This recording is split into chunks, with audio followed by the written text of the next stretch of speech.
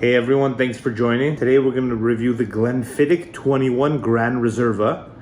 Before we start, I'd like to ask, please go to supremescotch.com. That's supremescotch.com, the best Scotch website in the world. To accompany that website, I'm now creating a YouTube channel where I'm going to do Scotch tastings for my own collection. To start it off, we're doing the Glenfiddich 21 Gran Reserva. Let's begin. So, the Glenfiddich 21 Gran Reserva. This is from the renowned Glenfiddich Distillery. This is truly a top-notch Scotch.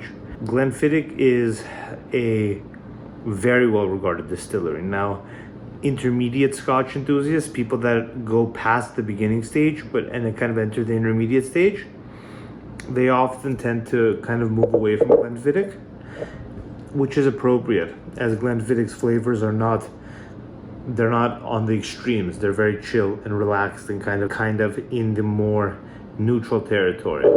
Okay.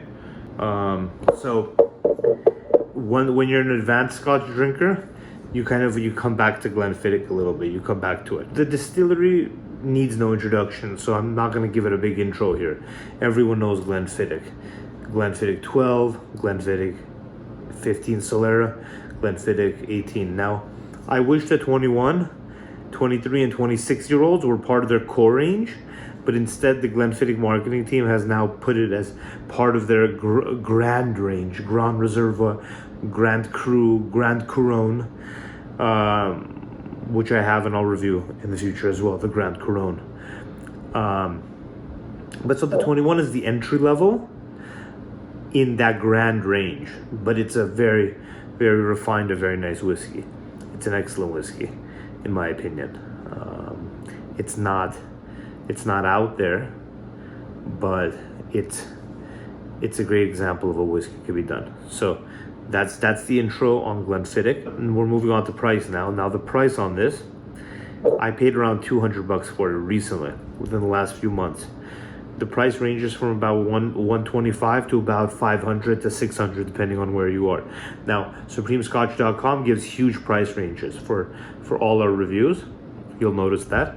And the reason we give such huge price ranges is because it depends where you buy it. If you buy it at some alcohol shop in the Midwestern United States, where the owner, bought a couple from Glenfiddich, he mainly sells Glenfiddich 15s, maybe to a businessman he sells a Glenfiddich 18. I'm sorry, maybe to a businessman he sells a Glenfiddich 15, and to typically he sells Glenfiddich 12s. As his bread and butter, he has a couple of these and he doesn't know what to do with them. Nobody's buying it, and he tosses it for $125 onto the shelf or behind the counter. Versus if you're in Manhattan and you go to a really nice whiskey place in Midtown Manhattan or downtown Manhattan near the financial district, or you're in Hong Kong, or you're in Seoul, Korea, okay, or you're in Johannesburg, South Africa, one of the best hotels in Johannesburg, South Africa, so far away from where the Scotch is produced, a lot of factors come into play. So if you're on the 55th story of a Tokyo hotel, right, and you're trying to buy this from your hotel, your unique hotel 50th story lobby convenience store, and they have this by happenstance, maybe $700. So it's a big range. So that's the price. That's the pricing aspect. Value, I think $200, $300, depending on how much you go for, is reasonable if you appreciate this for what it is. Now, if you want this to be your daily sipper, first of all, daily sipping may not be healthy, but that's a side point. But if you're doing the daily sip and you want this to be your daily, maybe you're spending $200-300 a week then, if you go through one of these a week. If you go through one of these a month and that's all you drink at home, that's not bad. You could be okay with that if you have the funds for it. So this is a serious thing, but for most, this is going to be kind of something that sits on the bar for a while. It's not going to be something that they sip daily, but for some, this makes a great daily sipper. For some that are very light drinkers and that don't drink every day, this can last months, and this could be something elegant and neat and easy to drink. So That's kind of the value of it. I think it's worth it for the right buyer. Now, if you're just getting into Scotch, it's not worth it for you.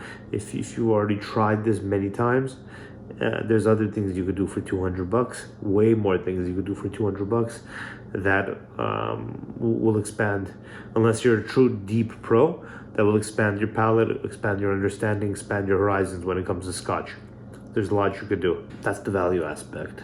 Next, let's talk about how this is made. Now, this it doesn't say it's not colored, so I'm assuming it's colored.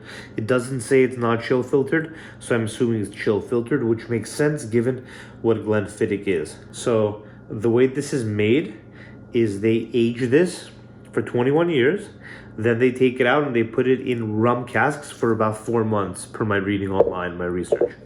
They used to do it from Caribbean bought casks, ex-rum Caribbean casks, but for whatever reason, either based on price or based on the fact that they weren't up to Glenfiddich standards, they decided to stop doing that, and they literally make their own rum. They make their own Glenfiddich rum that they never sell. They season the casks with that rum, and then those new seasoned casks, into those casks they put this 21-year-old liquid, and for about 4 months it sits in those casks to get a rum finish. So that's the way it is. Given that it doesn't say it's colored, I'm assuming it's a little colored. It's a beautiful, beautiful hue. Next, let's talk about the presentation. I'm strict on my whiskey, on my Scotch, on all my drinks. Whenever I buy to drink, I toss the box away. In this case, I kept the box just to show some buddies, because I knew they may be interested. It's a cool box. It has a cool thing where it's like swiveling, and I have whiskeys that I collect for long term, for later on to drink and enjoy, maybe to sell, depends, maybe to gift and give. For those, I keep the box, of course, and I try to maintain everything in good condition. For things I drink, I almost always toss the box. Even in this case, the box is away. It's stored. It's not near me. So when I went to do this review, the box was not readily available, and it's not that big of a deal.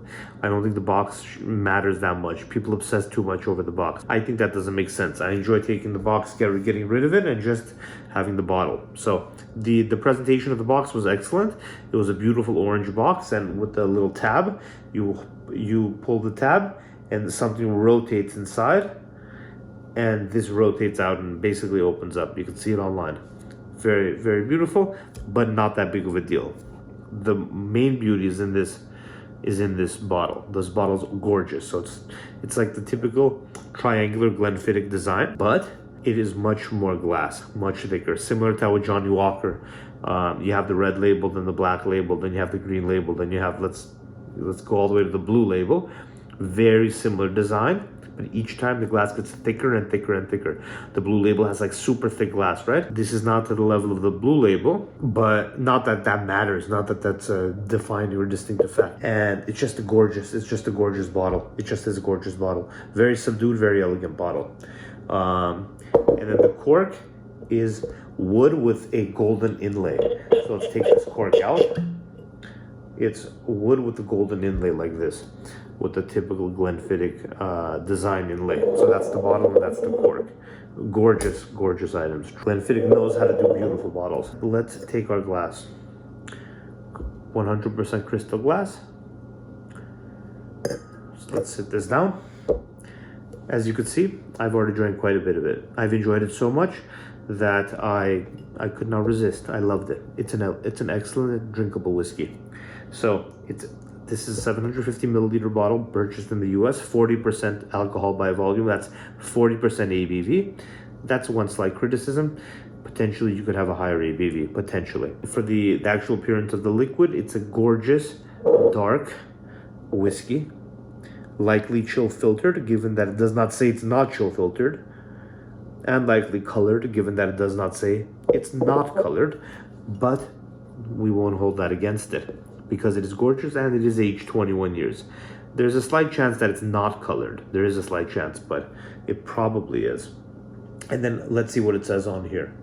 It says Glenfiddich Gran Reserva. Now the Gran Reserva is Basically, that's a homage to the way they label rums. Gran Reserva is a Spanish word. Now, Grand Couronne, that's a French word meaning crown, Grand Crown. That's what they use for their 26-year-old, which I'll review later on. So they're really, the marketing team at Glenfiddich, they're really like kind of trying to be European, continental European or Caribbean. For the Grand series, they're not embracing the Scottish heritage at all. They're embracing this kind of more cosmopolitan thing. Basically, they're trying to be European and they're trying to be very continental. And so they're trying to be Caribbean here, Spanish here, saying Gran Reserva. Okay, that's what they do. We won't hold that against them. This is just a great, elegant piece. Very elegant item. For a Scotch Pro, you'd never want to give this as a gift for a Scotch Pro, but for an intermediate person, this makes an excellent and very presentable gift. There's a lot of whiskeys that are far less elegantly presented and luxuriously presented whiskeys. There are a lot that are far less luxuriously presented for the same price.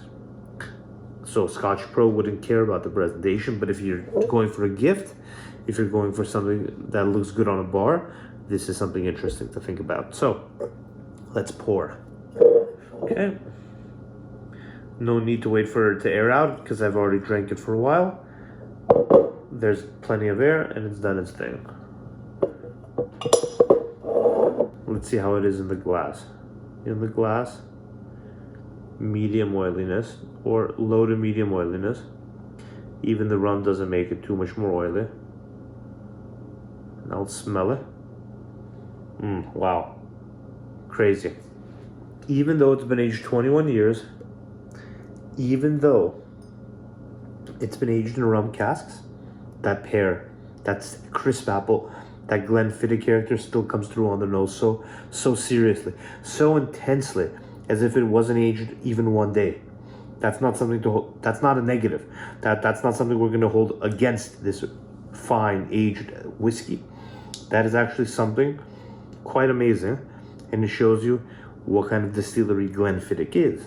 A Class B or Class C distillery may find it more difficult to pull something like this off. Learn about every distillery, all the Class A's, all the Class B's, all the Class C's at supremescotch.com. Visit that site and share it, please. This is truly amazing. This is stunning. That crisp apple, it's so right there.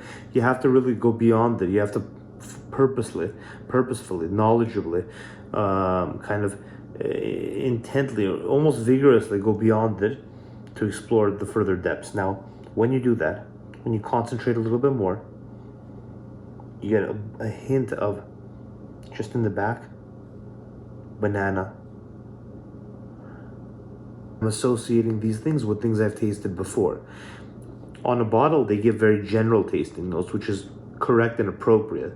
If you're giving tasting notes, if I'm doing a review or I'm giving general tasting notes, they should be very general because everyone will have different associations in their own mind with how that smell or that peculiar way of being for that thing, that taste, that smell, that's in the whiskey, that somehow ended up in the whiskey through the interaction of the spirit with the wood. Everyone will have a different association in their mind. So general terms like vanilla or oaky or fruity or salty or sea-like or briny, those make sense. But when you're actually tasting it, you could feel free to associate it with whatever comes to mind. Like when you smell it, that smell, you just ask yourself, what does it smell like? Well, it smells like crisp apples on the front, crisp pear on the front. Beyond it, you get tiny hints of spices, banana, nutmeg, but that apple is still there. Almost very little oakiness. Quite just in the back, you get that oakiness.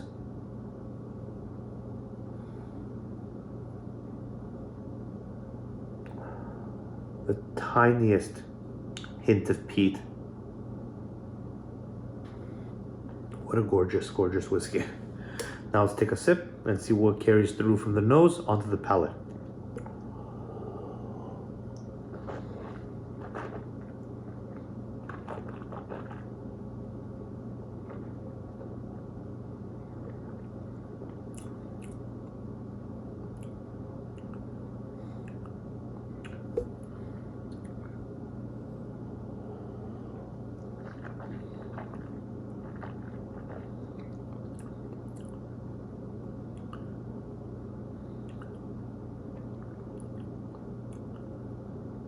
Much more oakiness, but a subdued, calm, transformed type of oakiness. A little spice, tiny bit of spice, tiny bit of pepperiness, tiny bit of peat and smoke, just the tiniest hint. Far less citrus, far less of that crisp apple type character, that crisp pear character in the palate, far more of that in the nose. A tiny bit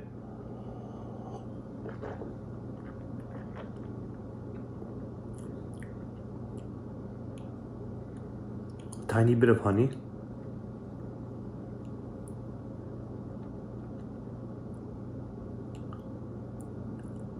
Fruits, a mix of fruits. Not sure which fruits exactly, but overripe fruit. An excellent whiskey. The finish is medium length. The ABV is a bit low, but that's fine. It's an excellent sipping whiskey. It's an excellent smelling whiskey. It's an excellent whiskey on the palate. It's an all-around excellent whiskey.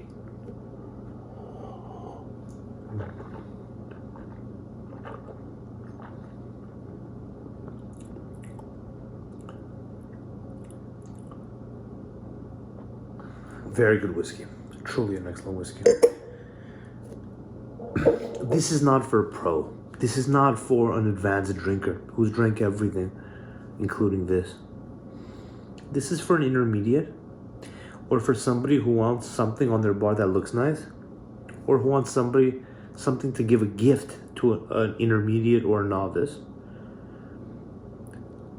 or somebody who just wants an ultra smooth and tasty daily sipper that they can rely on. If you're one of those, then this makes a lot of sense.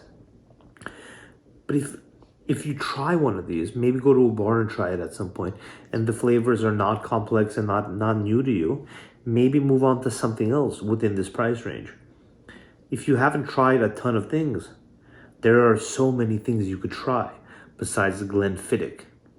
But if you've tried a lot already, or you just want something you could sip calmly every night or every week, or you just want to give something as a gift that's going to look great, or you want something just to show off on your bar a little bit, even though true Scotch pros won't be impressed by this.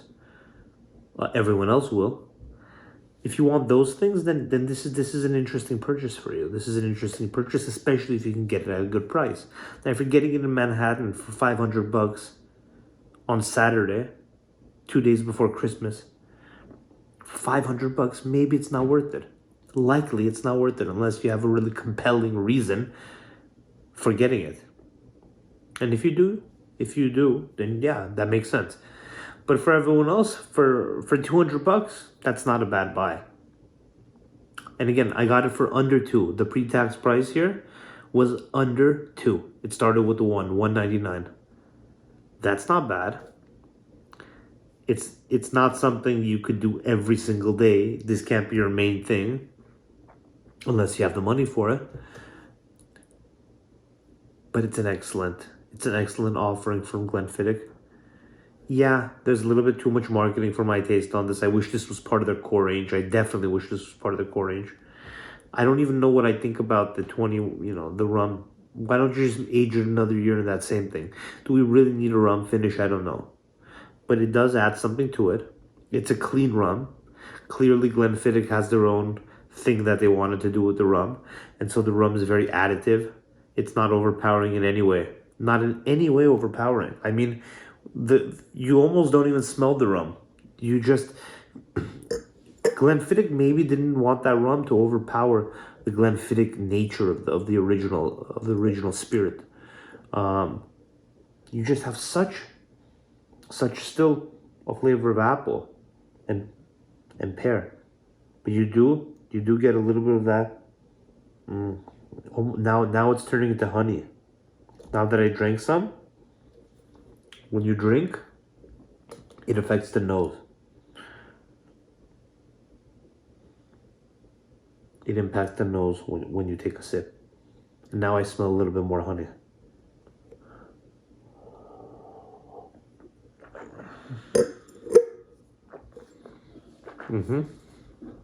That honey comes through, a little bit of spiciness. Oh, a tiny bit of pepperiness. Wow. This is an excellent dram. This is an excellent dram of whiskey. I want to not like it, but I simply like it.